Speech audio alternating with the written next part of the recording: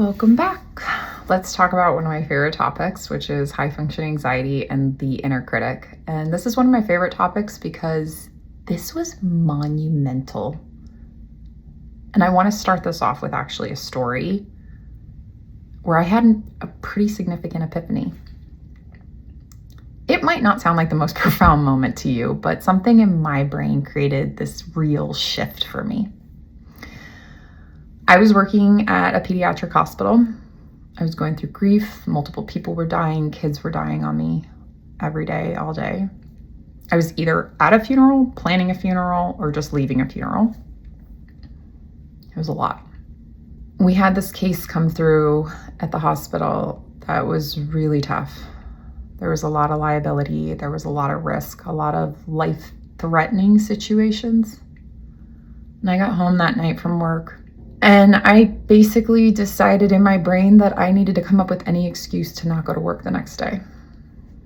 I was spiraling.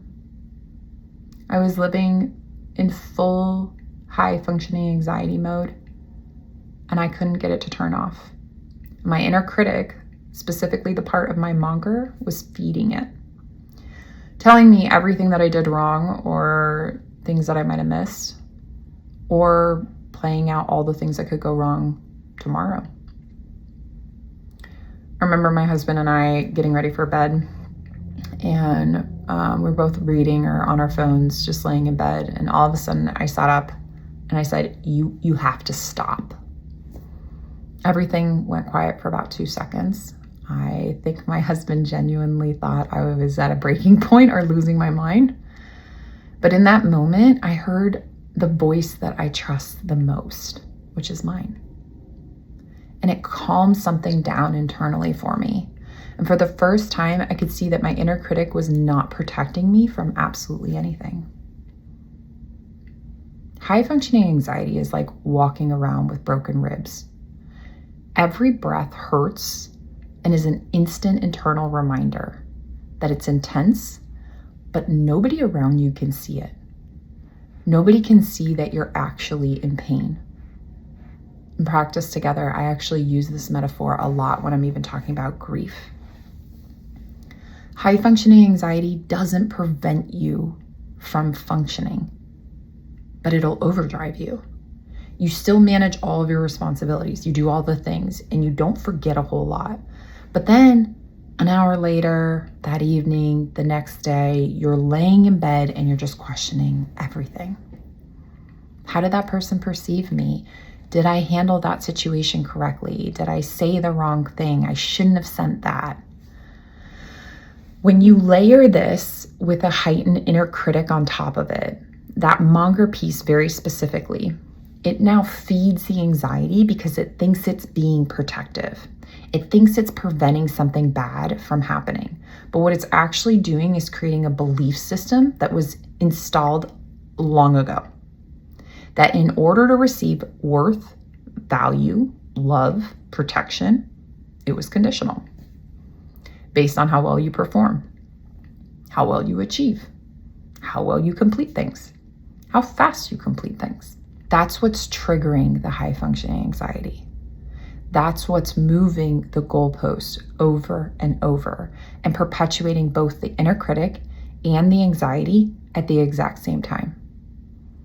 Almost everybody has an internal narrative running. And that narrative is not a personality flaw. It was derived from your earliest caregivers, from society, and from moments where someone laughed at you, shamed you, or made you feel like getting something wrong was dangerous. That started creating a personality trend that seeks organization, that seeks control, that needs things done the right way the first time. There is nothing wrong with you. This is your protection strategy. We learn how to talk to ourselves by watching people around us. And I want you to sit with that for a second. Think about growing up. How did you hear your caregivers speak to themselves? High functioning anxiety is not a DSM diagnosis. Neither is perfectionism. But it is one of the most common things I see in high achievers. The ability to keep functioning, to perform, to produce, to show up, while carrying a level of internal activation that most people around you cannot see or even begin to understand. When that anxiety lives next to perfectionism, the nervous system will learn that vigilance equates to safety. If I can stay on guard, I can prevent failure. But what it's actually doing is manifesting as a somatic condition, physical responses. This looks like elevated cortisol, adrenal dysregulation, burnout, not just in work, but in relationships, in hobbies, in the way you answer emails. You can be burnt out across every system simultaneously. And the question you have to start asking yourself is, what is this costing you? I break the inner critic into 3 parts. This framework comes from a book that I read a long time ago by Nancy Jane Smith called The Happier Approach. It genuinely changed the way I understood my own inner critic, and then I was hearing from my clients and the work that I was doing. I often, in the beginning of this, and I want you to pay attention to this, you're going to hear it around everyone else before you hear it within yourself. And when it clicks, everything connects. So let's go through each part of it. Number 1 is the monger. The monger's entire job is to prevent failure. This is the voice that's loud. It's relentless. It's convinced that if it lets up for even 1 second, everything will fall apart. It tells you what you did wrong. It shames you. It tells you how you should have done it differently. It tells you that resting is never an option, to keep going and to keep producing. That's your monger. And if you want to get really good with this, start associating some type of personality, a famous person, anything to each one of these characters that we go through, each one of these parts that we're going through. Number 2 is the BFF. The BFF is procrastination station. This is the part of you that wants to feel okay right now, even if that means avoiding all of the hard things. A lot of perfectionists, clients that I work with, think that they don't get stuck here, but what they're missing is that the biggest thing they're avoiding is taking care of themselves. The BFF is well-intentioned, but keeps you stuck by prioritizing comfort over growth.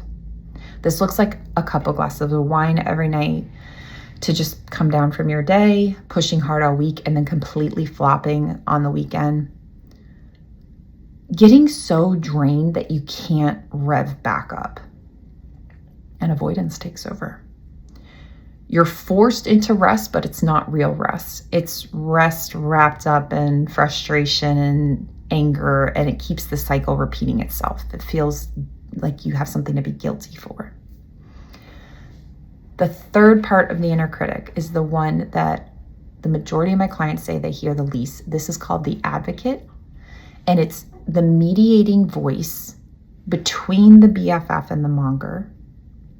It says, hey, there's only so much we can control right now.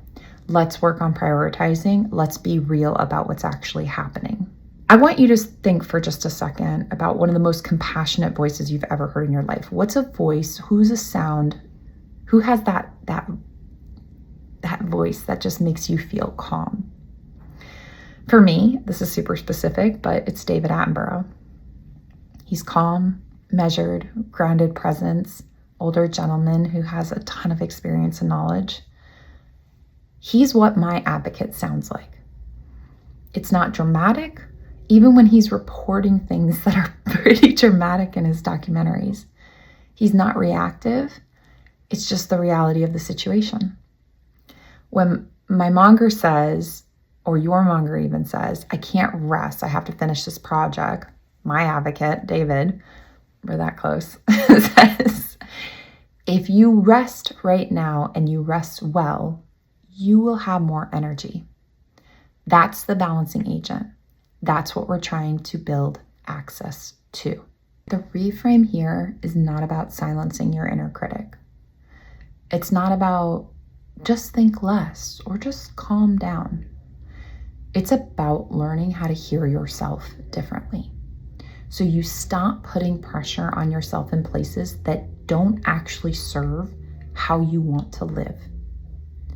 You can still be a high achiever.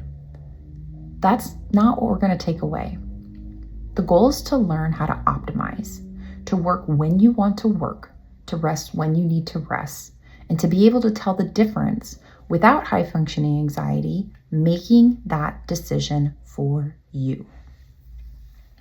What is the point of working as hard as you're working if you never get to enjoy it? That night that I sat up in bed was the first real moment of catching my Monger mid-spiral. I wasn't fixing it. I wasn't going to argue with it. I was just noticing it enough to create a pause and stop it. And in that pause, I chose a different response. That's why that pause means everything, and it's why learning it is so important. When you start to regulate your nervous system, when you learn to emotionally regulate the reactions that you're having, it changes the way you hear yourself in real time. And it changes the way other people around you experience you as well. This is about internal boundaries. If you're doom scrolling and you start noticing that anxiety or a negative feeling starts creeping in, notice what that feels like in your body. And decide now if that's actually where you want to be spending your time and energy, or if you could do something different to not perpetuate anxiety. When you learn how to hear yourself differently, when you learn how to start hearing yourself differently, everything starts to shift. That's exactly what this work teaches you how to do in real time between sessions with Vox or Access, so you can reach me before the spiral becomes something you're too deep into to find your way out of alone, and then you can repeat this pattern. Here's what I want you to do right now.